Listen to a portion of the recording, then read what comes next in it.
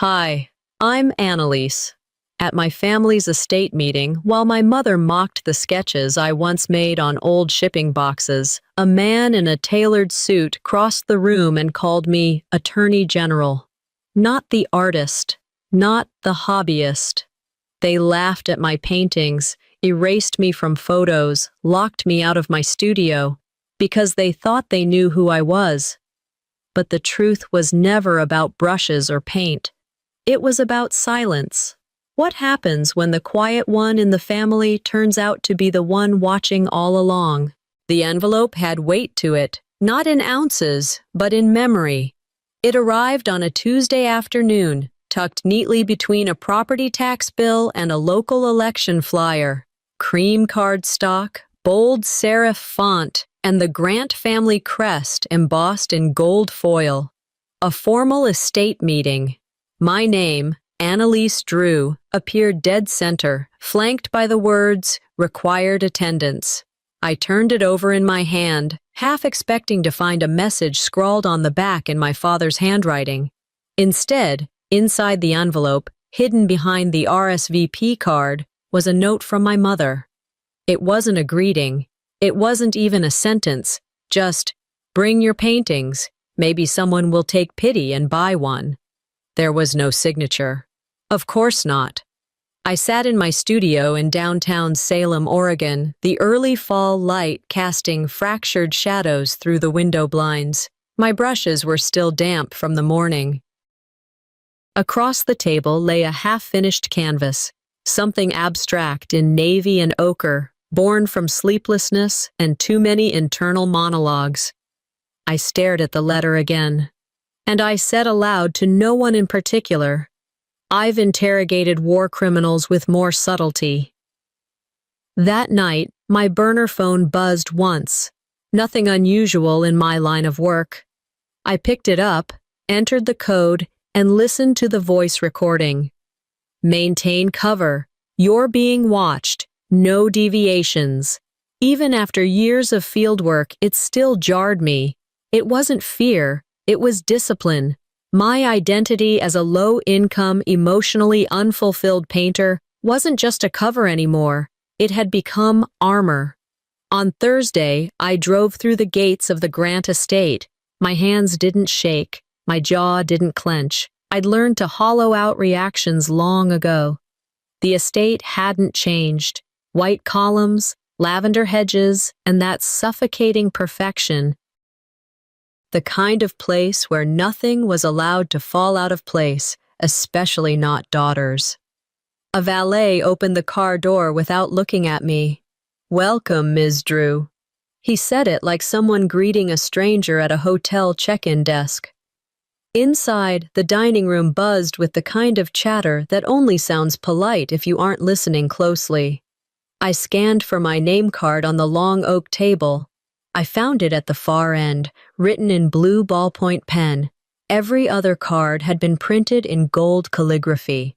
The chair was a collapsible folding chair. No cushion, no armrest, just aluminum and silence.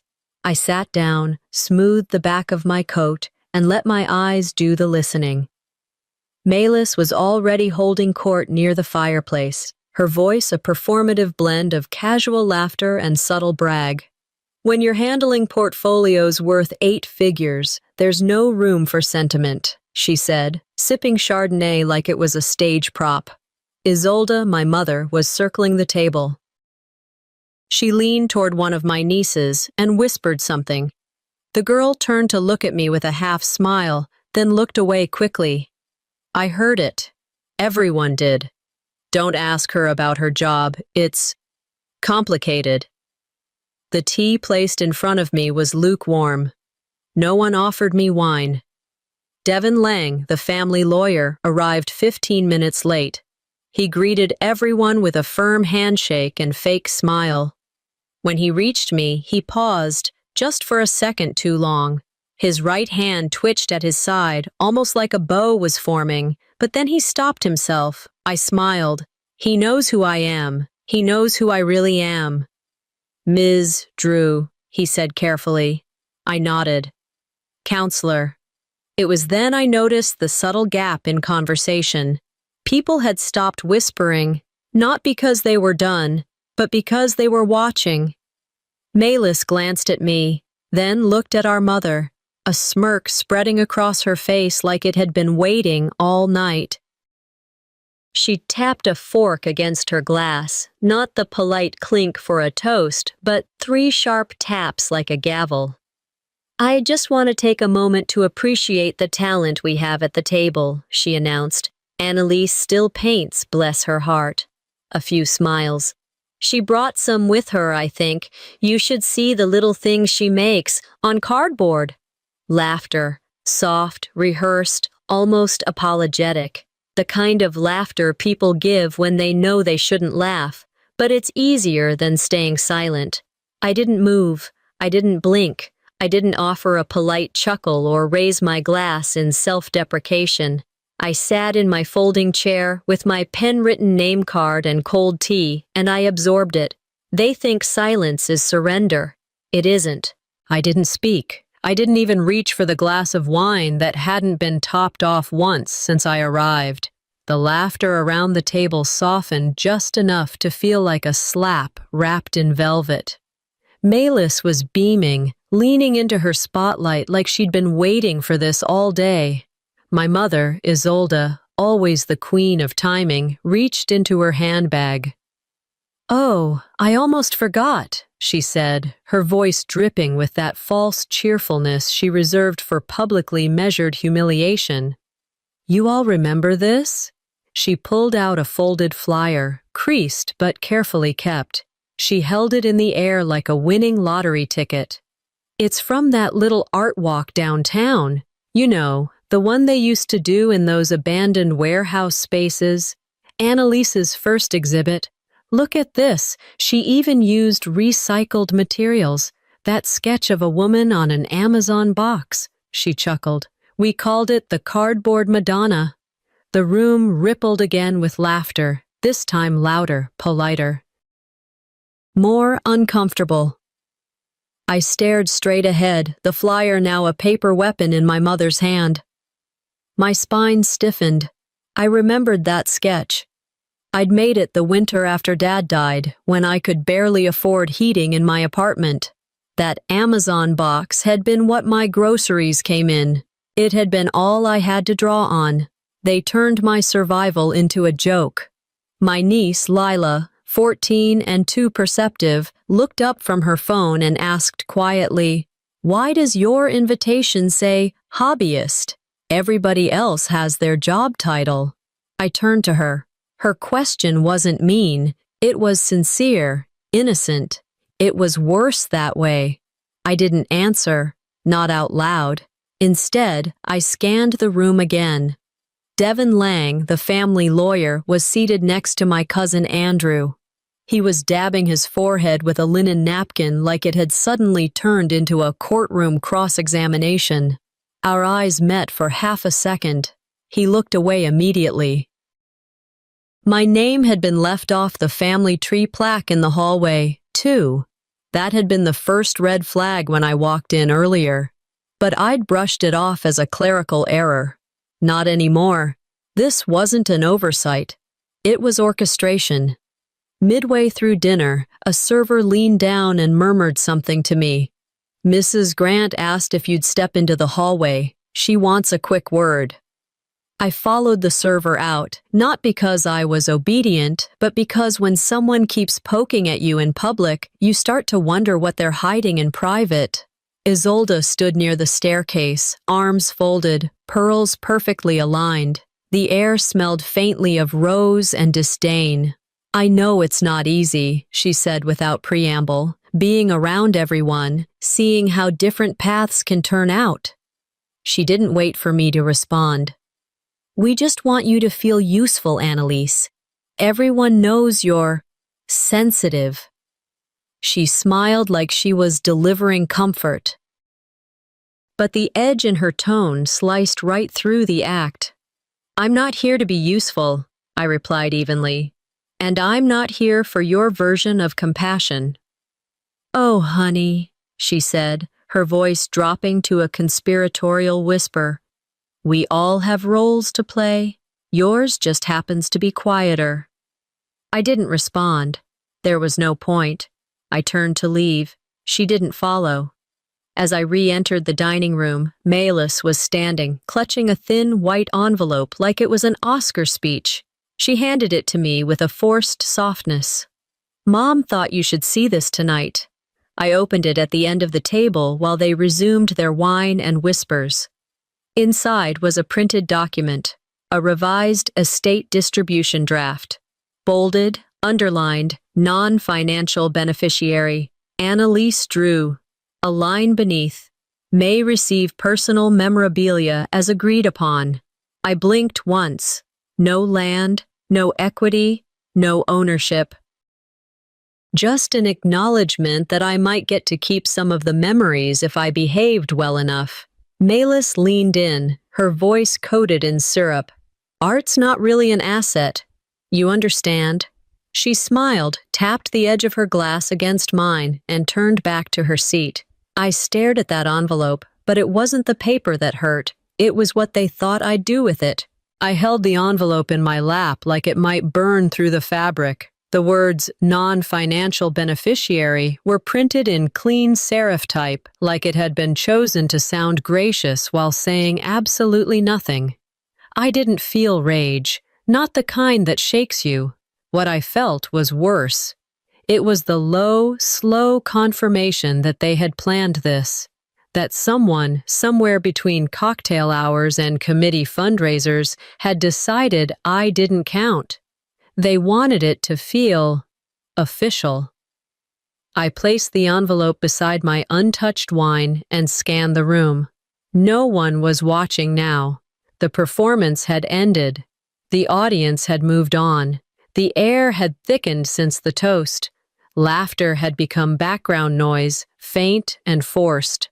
I rose slowly, steadying my breath, and made my way around the table's edge toward Devin Lang. He was halfway through his second glass of something red and expensive, too busy pretending to laugh at a story Malis was telling to notice me at first. Devin, I said, low enough not to interrupt but clear enough to cut. He looked up too quickly. Ms. Drew, he said with a smile that didn't quite land. You were in my ethics seminar, weren't you? Georgetown? Spring '09? He blinked. No, I studied under Judge Colton. Funny, I said, tilting my head. That's what you called me too. The silence between us lasted just long enough to become a threat. Then he cleared his throat, adjusted his cufflink, and excused himself with the grace of a man hoping no one else had heard. I didn't follow. I didn't need to. Instead, I drifted through the main hallway, letting my feet take me where they wanted. They brought me to the family gallery, a long corridor filled with black and white portraits, plaques, newspaper clippings in golden frames, the legacy wall, the shrine. Malis, in a red sheath dress, shaking hands with a state senator. Isolde, receiving a humanitarian award from the city council. My father's funeral program framed beneath a folded flag. And me? Nowhere. Not at my law school graduation, not in the photo from the gala I organized, not even in the candid shot of all the grandkids at the beach, because I was the one holding the camera. I stood in front of that wall until someone behind me cleared their throat. I didn't turn. I just said, I wasn't erased. Silence. I was never meant to be visible in the first place.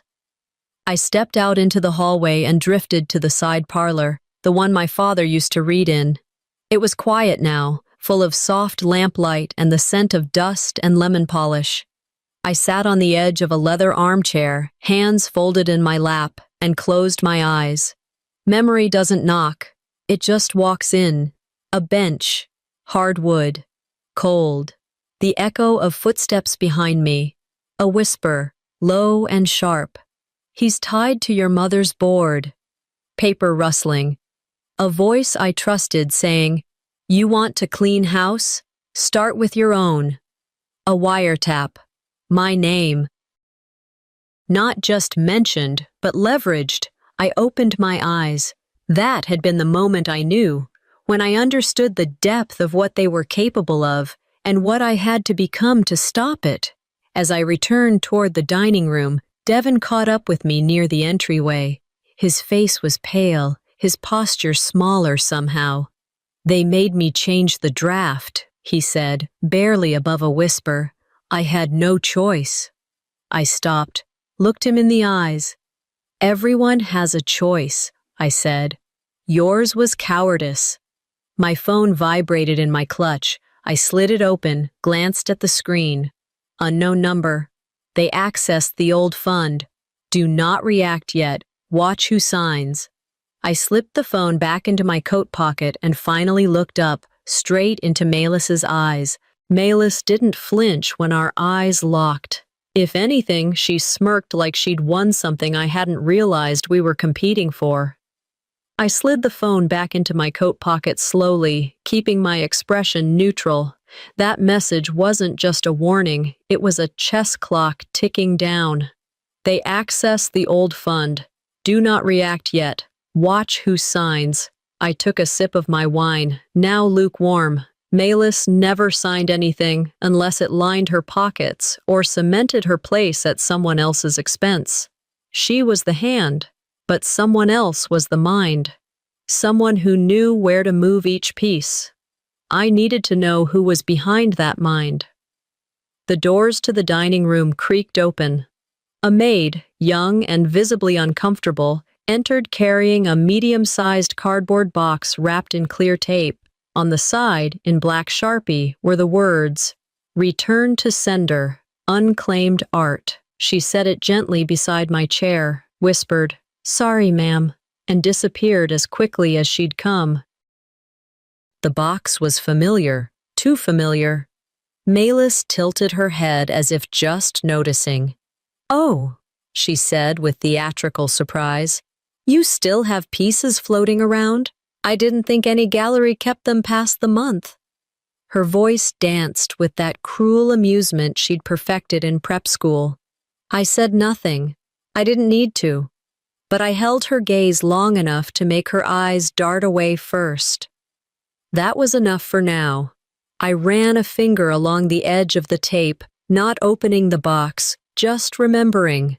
That art was part of my constructed life, the one I'd built brick by quiet brick to shield the part of me that had to stay unseen. And now, even that had been dismantled, piece by piece. I didn't need more evidence that this meeting was a performance. The props had been chosen, the lines rehearsed. All I had to do was wait for the reveal. I excused myself and walked through the hallway toward the coat check, pretending I was looking for my phone charger. Instead, I let my thoughts unwind. The air smelled like expensive candles and old decisions. A flash from 2 weeks ago floated up, arriving at my Portland studio to find the locks changed, the nameplate scraped off the door. The building manager had looked apologetic, even embarrassed. "We received documents," he said, "signed and notarized. Said you'd vacated permanently. It looked official. It came from your mother's foundation." He hadn't met my eyes when he said it. It all made sense now. First, strip the resources, then erase the image. Last, bury the name under paperwork and indifference. Classic. I pulled out my second phone, the one with no contacts and no apps, and typed the message carefully. Target may be Melis. Will confirm signature on old fund. Need asset freeze protocol standby. I watched the screen until the message encrypted and disappeared. Then I tucked it back into the lining of my coat and returned to the dining room with the same pace I'd use walking into court. The lighting had dimmed slightly, candles now glowing on the long mahogany table. Conversations had turned shallow again, weather, politics, scandal rumors from someone else's city. Isolde stood at the head of the table, adjusting her scarf like it was a crown. She reached into her handbag, again, and this time pulled out a checkbook, old-fashioned, leather-bound, burgundy with gold initials, the kind of thing someone carries when they want you to notice the money, not the gesture. She flipped it open, tore out a check with a deliberate flourish, then passed it to the waiter with quiet instructions. I didn't care about the amount. But when she handed over the stub, I leaned forward casually, resting my elbow on the table, and caught a glimpse of the routing number. My stomach didn't drop. My heart didn't race. I just knew. I had memorized that number weeks ago. It belonged to a shell company registered to a defunct foundation in Nevada, a name that had popped up during a federal probe and mysteriously vanished from public filings. A dead corporation laundering live cash. They weren't just making charitable contributions, they were moving funds, dirty, deliberate, and now documented. I swirled the last sip of wine in my glass, feeling the rhythm of the room shift again. No one saw what I saw, but I wasn't alone. She didn't see me watching, but someone else did, and he was already walking toward the table. The sun had dipped just low enough to cast long gold streaks across the dining room, softening everything but the tension. Malis sat 2 chairs down, her fingers dancing along the rim of her wine glass in tight, distracted circles. That smile she wore all afternoon, polished, composed, was starting to crack at the corners. Not from guilt, from preparation. She wasn't sorry. She was bracing. Across the room, a cousin, Jeremy, I think, let out a half laugh and nudged his partner's shoulder. "Hey, is this you?" he said, raising his phone like a trophy. He tapped the screen a few times and then turned it outward. The screen showed a grainy thumbnail of one of my older paintings, listed on a discount art resale site. The title read, "Anonymous Cardboard Elegy." The caption below, "Produced by a reclusive hobbyist, unverified authenticity." Laughter bubbled up around the table. Not loud, not cruel, but enough to sting. Enough to make it clear someone in this room had gone out of their way to humiliate me on the internet, and now, in person. Isolde, ever the tactician of subtle slaps, murmured just loud enough for half the table to hear, "Maybe this is why you should have stuck to law school." I looked at Lila, my niece, still staring at the screen in Jeremy's hand with an uncertain grimace. "Did you know," I said evenly, "that your aunt has 3 offshore accounts under shell corporations? Maybe someday I'll list those for resale too." Jeremy choked on his drink. Isolde's eyes snapped to mine. Malis said nothing, but the rim of her glass stopped moving. That was all the confirmation I needed. I leaned toward Malis slightly, my voice so low it barely registered as a threat. "The account you used," I said, "the routing number ends in 4182. Do you want to know who owns that?" Her smirk twitched. She didn't answer, but she looked, to Isolde. That flicker was everything. I reached for my phone without taking my eyes off her. I typed slowly, carefully. Pattern confirmed. Suggest targeting shell cascade. Send. Encrypt. Gone. And just like that, the wire beneath the table lit up. The rest of the dinner blurred. The roast duck, the perfunctory small talk, the sound of forks on china. All of it faded behind the hum of calculation in my head. Later, I stood near the hallway, ostensibly checking messages. Malis slipped in behind me, her heels silent on the marble. "You're bluffing," she said, leaning casually against the doorframe like we were schoolgirls sharing secrets. "And if you're not, you'll bring down your own name, your own legacy." I didn't turn. "This legacy isn't mine," I said. "You sold it the day you laundered through Dad's death fund." Her breath caught, just for a second. Then she straightened, brushed imaginary lint off her shoulder, and walked away. I returned to the dining room through the side entrance. The air had shifted again. Conversations had grown more hushed, as if everyone was waiting for something but no one wanted to admit it. I was heading toward the coat closet when a young server gently tapped my elbow. "Excuse me," he said, hesitant but sure. "I'm sorry to bother. You're Annalise, right?" I nodded, already expecting another pointed comment or perhaps a misdirected toast. But instead, he smiled. It was genuine, and it shook something loose in my chest. "I just wanted to say thank you," he said. "What you did last year in Lane County. You don't know me, but you saved my father's life." I blinked. I had no words.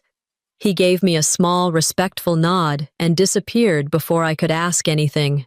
I stood there, next to the fireplace, surrounded by old portraits and manufactured conversations, and thought, even when you hide, the truth knows how to find you. The air had cooled, but the heat between us simmered just beneath the surface. The family had drifted outside for drinks and forced laughter on the back terrace, framed by string lights and polished stone balustrades. Sunset made everything look golden. Picturesque, if you didn't know what it cost to make it look effortless. Malis stood by the makeshift bar, swirling something with too much citrus and too little alcohol. She clinked her glass with a silver fork and raised it toward the guests. "To legacies," she began, her voice smooth, poised, "the ones we inherit, and the ones we invent when the first don't work out." Polite laughter trickled around the circle. Some found it witty, some found it petty. I found it timed. I looked across the space at Devin Lang. The man had gone ghost white. He fumbled his drink and pressed his napkin against his forehead like he could wipe away the implications of Malis's toast. I stepped forward before the mood could settle, lifting my own glass.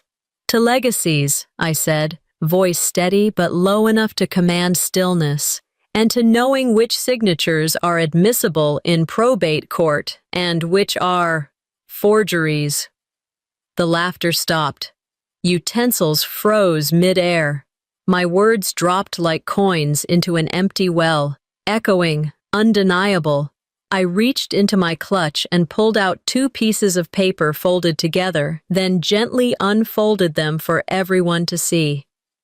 "One of these," I said, turning slightly toward Isolde, "is the original draft of my father's estate plan. The other, well, the other could cost someone in this room their legal license." A glass shattered near the far table. No one turned to see who dropped it. Malis's expression didn't change, but her fingers tensed around her drink. She knew where I was going. I kept going. "You used a legacy account," I said to her directly, "tied to a charitable trust. In your name." The moment that routing number hit our system, it triggered a federal alert. You didn't just move money, you forged memory. You desecrated it. Malis opened her mouth, but I didn't give her the space. "And you used Dad's name. You dragged him into this, again, after we laid him to rest. After you cried in front of cameras, after you made a speech about honor and heritage, you buried him again, but this time with greed." Silence hung between us. It wasn't awkward. It was sacred. I folded the papers slowly and returned them to my clutch. I didn't yell. I didn't storm out. That wasn't what this was. This wasn't theater. This was record. I didn't come here to fight. I came to finish collecting the evidence. I took one step back, then another. I was almost to the exit when it happened. Malis's voice, sharper than it had been all evening, rang across the terrace. "You think this makes you look noble, Falcon?" The sound cut through the quiet like she'd fired a flare gun into the dark. Heads turned, eyes widened. A woman near the garden arch whispered, "What did she just call her?" I didn't turn around, but I did smile because someone else had heard it too. I didn't flinch when Malis said it. I didn't gasp or freeze or ask her to repeat it. I just stood there, surrounded by guests pretending to admire twinkle lights and manicured hedges, knowing full well the damage had already been done. Falcon. She hadn't guessed that name. That name had never left a single public record. Someone told her, and that someone had access they shouldn't. A shiver of awareness slid down my back. Not fear, not surprise, but the realization that this game wasn't being played in shadows anymore. It was being played in full view. I turned toward the garden's edge, where a few cousins had gathered around a phone. My feet moved on instinct, slow but deliberate. "Annalise?" one of them said, holding the phone out. Have you seen this?" I leaned in. It was a blog post, slick, anonymous, designed to look like a conspiracy site but written with insider knowledge. "Who is Annalise Drew, really?" the headline mocked. Beneath it were several grainy black and white images, one of me stepping out of a courthouse in D.C., another of me in tactical gear entering a warehouse in Tacoma. These weren't photos taken by a journalist or a stranger on the street. These were surveillance grade, military. "These aren't even online," I murmured. "They're sealed." "Then how'd they get them?" my cousin asked, eyes wide. "Someone inside accessed sealed files, and someone in this house shared them." I didn't answer. I turned and walked toward the east parlor, my breath steady, my mind moving like a clean blade through fog. The room was empty, save for one of my older paintings, abstract, layered in brushstrokes that looked decorative to anyone who wasn't trained to see otherwise. Melis had hung it like a trophy, titled it Echoes of the House. But I knew the pattern. It wasn't just color, it was code. Years ago, I had embedded Delta One cipher sequences into my artwork as a safety net, a way to transmit location data under the guise of expression. No one outside the field would notice. But this wasn't buried in my storage. It was here, displayed, used. She didn't just steal my work, she used it as cover. My phone vibrated in my coat. A message from R, the one contact I still hadn't dared call by name. "Confirm Delta One embedded. If yes, ops may be active through it. Your name is being used." I stared at the painting for another second, then typed back. "Confirmed. Layer 4. She's using the cipher. I'm pulling jurisdiction." I stepped out onto the garden path again. The crowd had loosened, people drifting to desserts, whispers rippling like soft jazz through the hedges. I caught sight of Melis by the fountain, sipping her drink like nothing had just detonated around her. I approached, slowly. She didn't blink. "Walk away, Annalise." I said nothing. "Take your memories, your little canvases, disappear before the headlines write themselves." I looked at her face, so familiar, so polished. All our childhood photos came rushing back in a single frame, but they meant nothing now. "You don't want to be in a headline next week," she added, her voice colder. I stepped closer. "Just enough." "Neither do you," I said. "But the difference is, I don't need to write your name in ink." I leaned in, voice low. "You already wrote it in blood." She opened her mouth, closed it, and for the first time since I arrived, she looked unsure. I turned and walked away, not fast, not slow, just certain. I didn't sleep that night, but someone else did. And while they slept, I built the opening to burn their bridge. The ballroom smelled like smoke and sugar. Half the candles had burned down to stubs. Wine glasses stood abandoned on half-empty tables. Conversations had fractured into low murmurs that came in waves, never quite rising above the weight that had settled into the room. I stood near the arched exit, coat draped over my arm, watching Melis from a distance. She was boxed in by whispers and darting glances, her cocktail untouched in one hand, the other clutching her phone like it might save her. No one stood too close, not anymore. Truth doesn't always scream.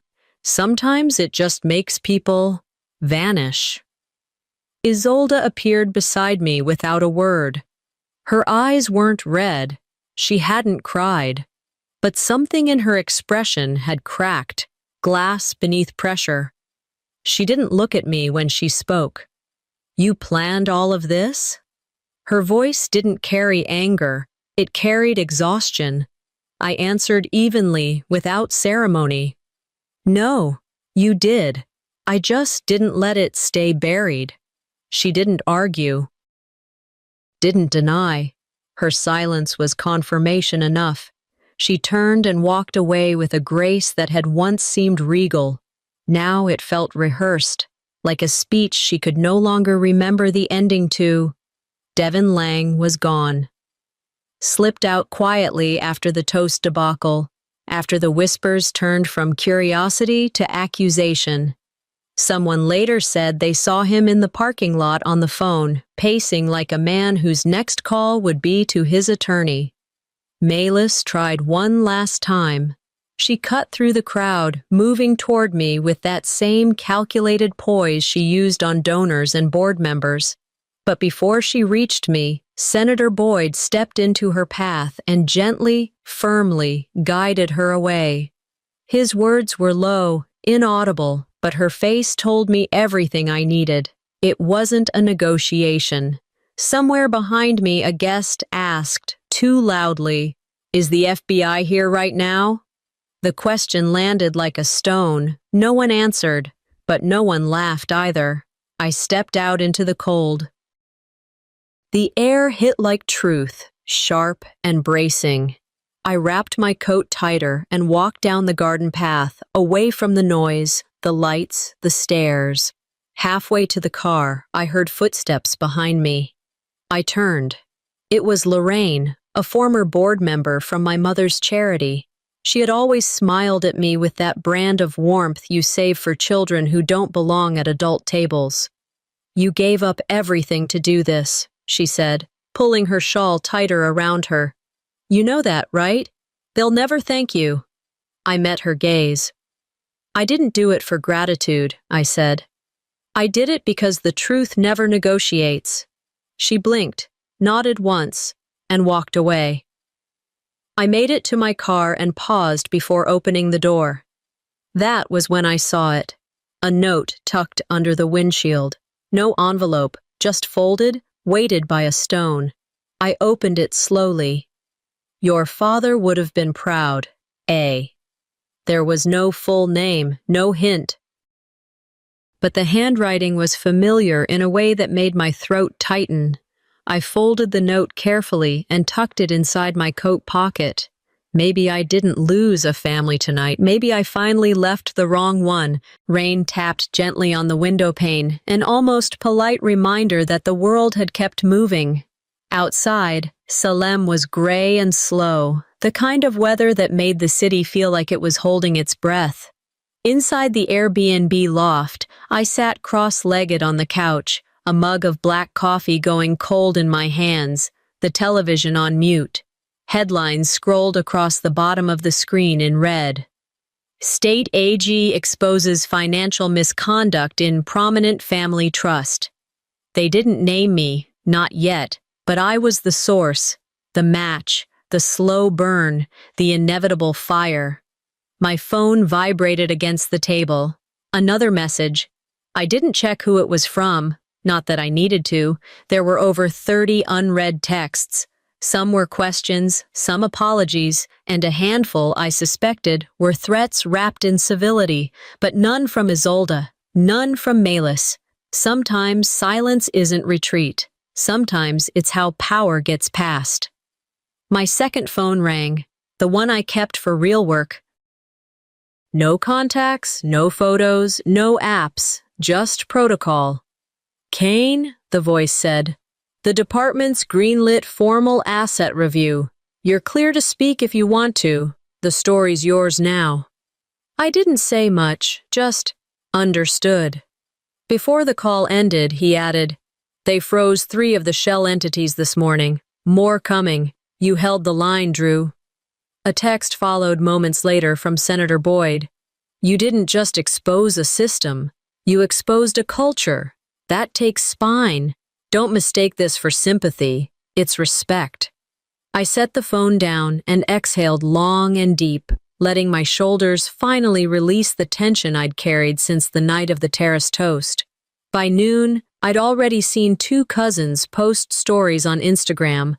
Not about me, of course, but close enough. Sometimes family isn't blood. Sometimes it's just the name you're forced to carry. Nice try, I thought. Scrub the blood, but leave the bruises. A knock at the door startled me. It was Clara, the longtime housekeeper from the Grant estate. She looked older in the daylight, smaller too, holding a sealed cardboard box. He asked me to keep this for you, she said. Years ago, said you'd know when you'd earned it. Inside the box was a leather ID wallet, my father's, the one he used in court, worn but well kept. Tucked inside, a handwritten note. Keep going until they have no choice but to see you. I sat with that note for longer than I should have. Then, I slipped the ID into my bag.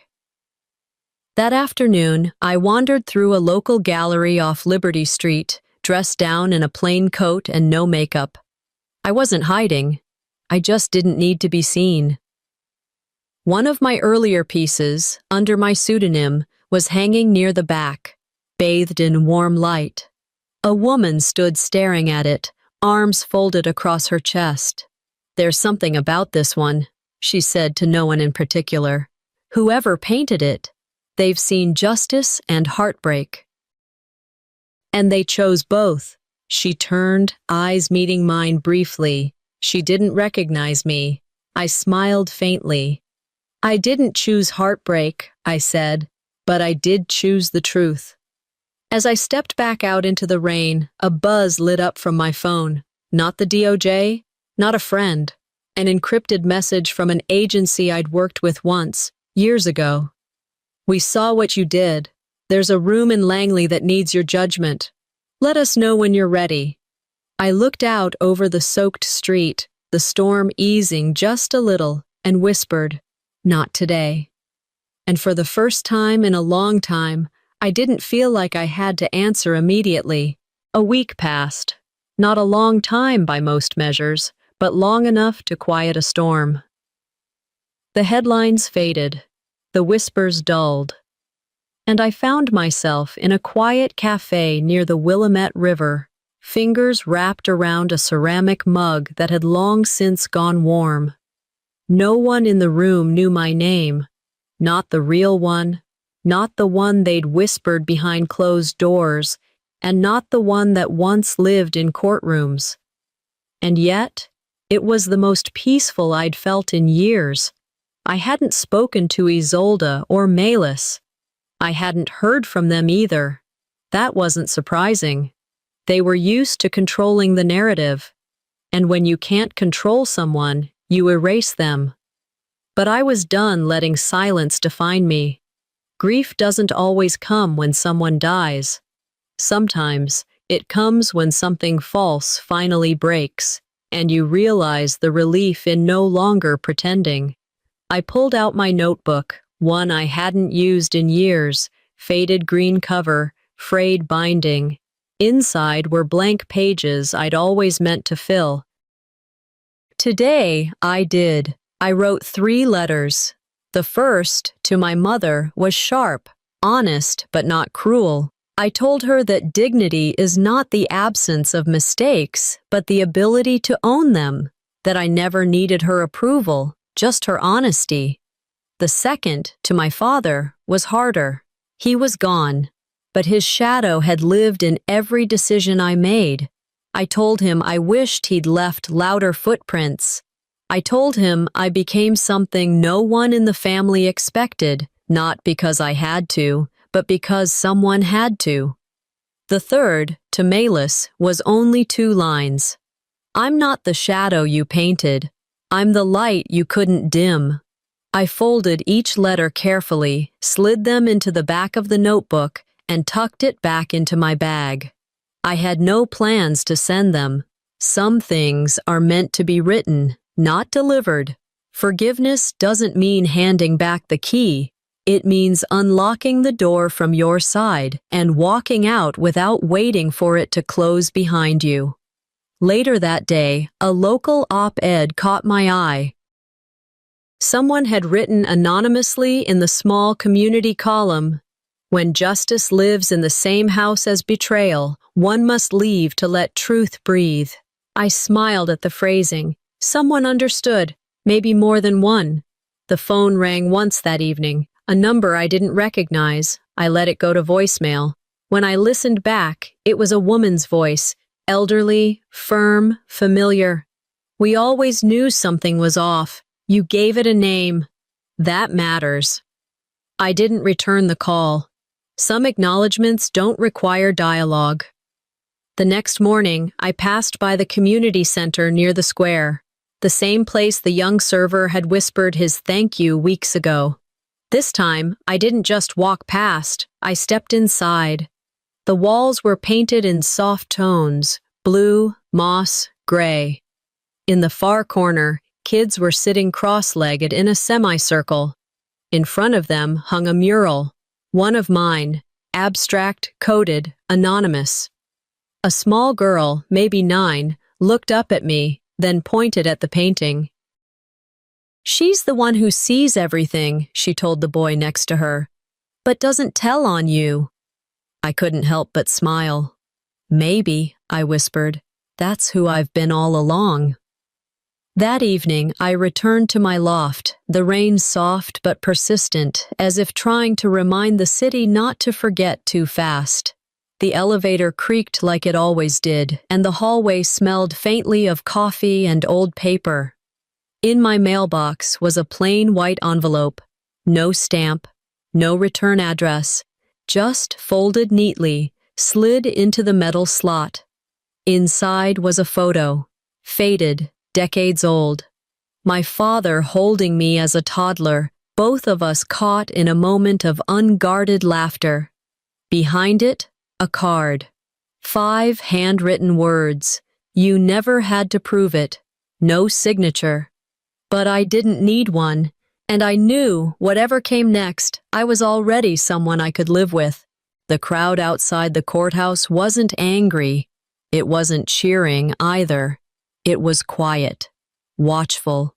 The kind of silence people reserve for things that force them to rethink everything they believed about power.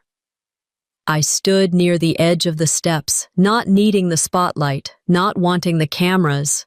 From this distance, I could still hear the clicks of shutters, the shifting of microphones, the barely restrained buzz of live news coverage. But I wasn't part of the story anymore, not the way they'd expected. Maylis descended the courthouse steps in cuffs. Her chin was lifted, her eyes glassy. She walked like she still owned the sidewalk beneath her. Isolde followed behind, smaller than I had ever seen her, dressed in her usual cream-colored blazer. But this time, it didn't look tailored. It looked borrowed, loose, like the identity she'd worn all her life had finally slipped off the hanger. The district attorney stepped forward. This investigation began when one woman refused to let silence cover up corruption. And today we close a chapter not just in legal terms, but in truth. I didn't smile, I didn't nod, I just listened, hands tucked in the pockets of my coat, wind brushing hair across my cheek. I wasn't there to be seen, just to make sure the end really happened. They asked me later, "How did you take them down?" And I said the truth. I didn't destroy them. They dismantled themselves.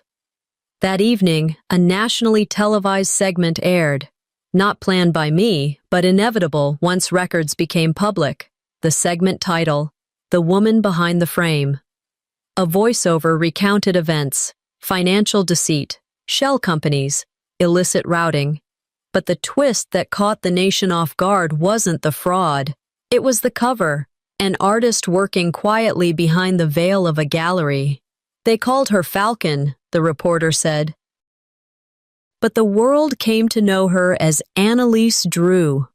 The final shot panned to a gallery installation titled Inheritance, signed, sealed, erased. There was no plaque, no introduction, just a voiceover, mine. They made me the frame. I built the gallery. I turned off the TV before the credits finished rolling. I didn't need to watch the reactions. The next day, I met Senator Boyd in a quiet office on the Hill. The walls smelled of old paper and coffee beans. "You could have gone scorched earth," he said, pouring us both tea. "You didn't." "I didn't want them gone," I said softly. "I just needed them to stop writing my story." He smiled in that rare, unguarded way. "There's a formal DOJ position if you want it. Clean slate. Your name, your terms." I looked at the offer in front of me, then back out the window at the Capitol Dome. "No," I said. "I think I'll write something else now." And I did. That weekend, I walked through a local art fair anonymously, baseball cap low, jeans paint-speckled by design. I stopped near one of my pieces, unsigned but unmistakable. A child sat nearby, sketching her own version, tongue poking slightly from the corner of her mouth. "That painting?" the girl's mother said to another passerby. "It's from a woman who helped people see what others tried to bury." The words stopped me mid-step. I turned, just slightly. "Maybe that's all art ever was," I whispered. Later that night, after the fair had packed up and the breeze had cooled, I returned to my loft. The lights blinked on slowly, as if waking with me. I dropped my keys, made tea, and found one final envelope slipped through the mail slot. No name, no return address. Inside, a folded canvas, the cardboard Madonna. My first, my rawest. The piece I'd drawn with nothing but a sharp pencil and grief. And a note. 5 words. All that was needed. "The world tried to frame you. I always knew you were the artist." It was signed, just with his name, my father's.